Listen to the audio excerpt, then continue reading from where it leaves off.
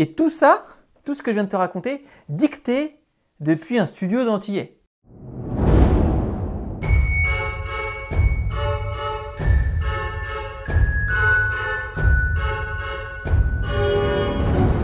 Ah, tu dis comment toi? Thomas Pesquet? Ouais, non, mais moi je préfère Pastèque. Mais parce que je trouve qu'il a pris la grosse tête depuis qu'il est dans l'espace. Enfin, d'après la version officielle, il serait dans l'espace. Hein. Moi je dis, on n'en sait rien. Ça se trouve, le gars, il est dans un studio aux Antilles, en face d'un bar à Tiponche. Le matin, il fait 4 heures de tournage, puis l'après-midi, il s'enfile du rhum ananas sur du Francky Vincent toute la journée. Non mais, on n'en sait rien. En tout cas, moi je vais te dire, je me méfie de ce gars-là. Parce que déjà, tout le monde l'aime bien. Et ça, c'est louche. Depuis sa navette spatiale, il lit des histoires aux enfants. Il donne son avis sur tout. Ouais. Moi, je trouve ça fait un peu trop bisounours tout ça. Parce que le jour où il y aura des coupures internet et que le gars va nous dire « Ouais, c'est normal, c'est parce qu'il y a des éruptions solaires, vous inquiétez pas, il n'y a pas du tout de complot, c'est juste que le soleil a pété un peu trop fort. » Eh ben, mine de rien, tout le monde va y croire. Hein tout le monde va y croire sauf moi. Bah oui, parce qu'apparemment, je vois des complots partout. Hein? D'ailleurs, je voudrais faire une petite parenthèse là-dessus. C'est pas que je vois des complots partout. Hein? Faut arrêter avec ça. C'est juste qu'on me force à voir des complots partout. Parce que quand on me dit qu'on a retrouvé un passeport intact sous les ruines du World Trade Center, et qu'en plus de ça, le passeport appartient à l'un des terroristes, comme par hasard, on me pousse à croire au complot. Quand on me dit qu'il y a des mecs qui sont allés sur la Lune en plein après-midi, alors qu'on sait très bien que le soleil à 14 h est encore loin d'être couché, on me pousse à croire au complot. Donc les gars, si vous voulez me faire croire que le vaccin immunise contre le coro, arrêtez de me dire qu'il y a des vaccinés en réanimation. Je ferme la parenthèse. Et donc, pour en revenir à Pastèque, moi je pense qu'en fait il est en train de tourner un film. Dans son studio aux Antilles, tout à fait. Là il fait genre qu'il travaille sur des particules d'atomes, je sais pas quoi, mais en fait il tourne un film. Et l'histoire ça va être ça. Des extraterrestres arrivent avec toute une flotte de vaisseaux pour attaquer la Terre. Et seul un homme peut les retenir et nous sauver, c'est Monsieur Pastèque. Alors apparemment, d'après mes sources, ce sera des extraterrestres sapés en gilet jaune. Donc Thomas, si tu veux, il va les voir arriver de loin avec ses jumelles. Et en attendant, il va préparer un entonnoir de l'espace pour les canaliser à un endroit. Et une fois qu'ils seront tous bloqués, il va leur balancer une bombe sur la tronche. Donc en gros, ce sera une énorme comparaison avec les gilets jaunes. Gilets jaunes menacent, Pastèque les trépasse. Énorme film de propagande, tu vas le dire.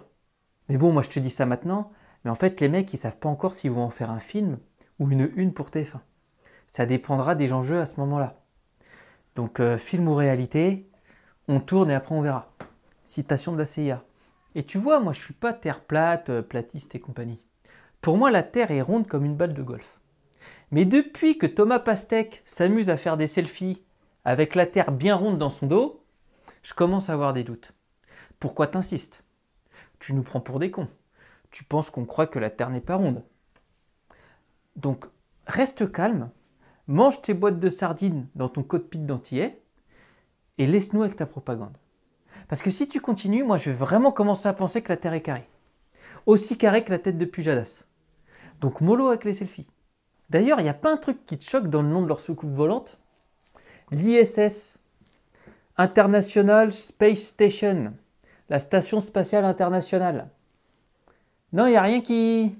Ça te fait pas penser à autre chose? Parce que moi, ça me fait penser à l'ISIS. ISIS. Islamic State of Iraq and Syria. L'État islamique d'Irak et de Syrie.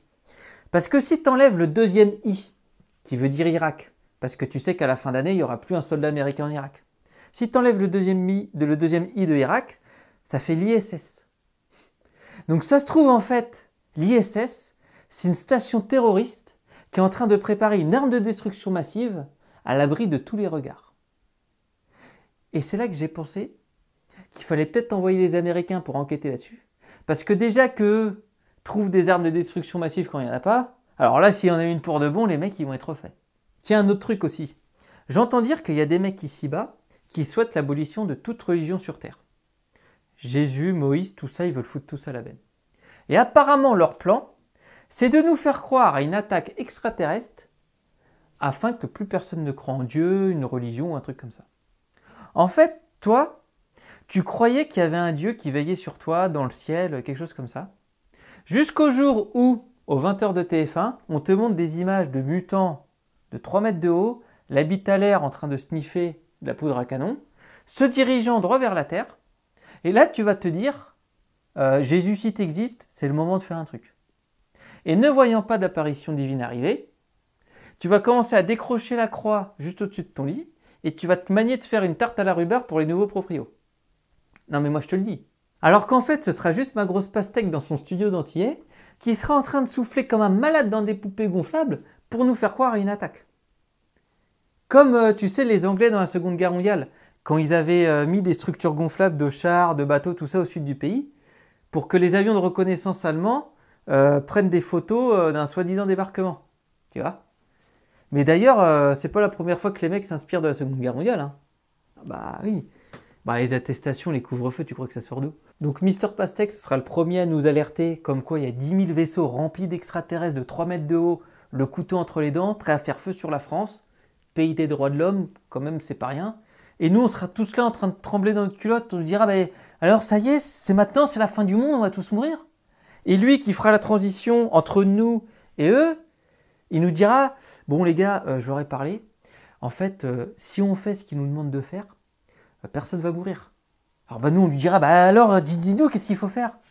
Il dira, en fait, ils ont remarqué que notre planète était contaminée par le virus qu'on connaît, et si on ne se vaccine pas tous, on risque de contaminer leur planète.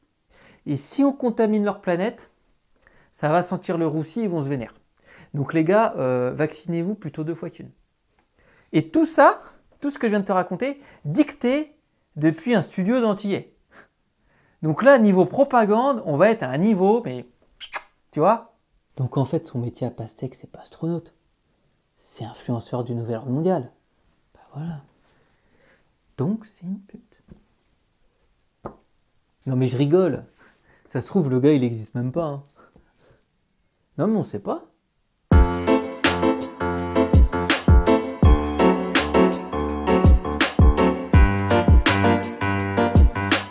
Allô, allô, ici Station Complotiste.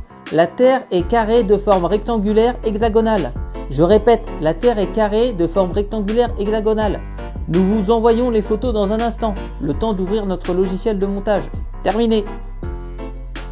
Tiens, tu me remets un petit punch. Allô, allô, ici la Station Complotiste.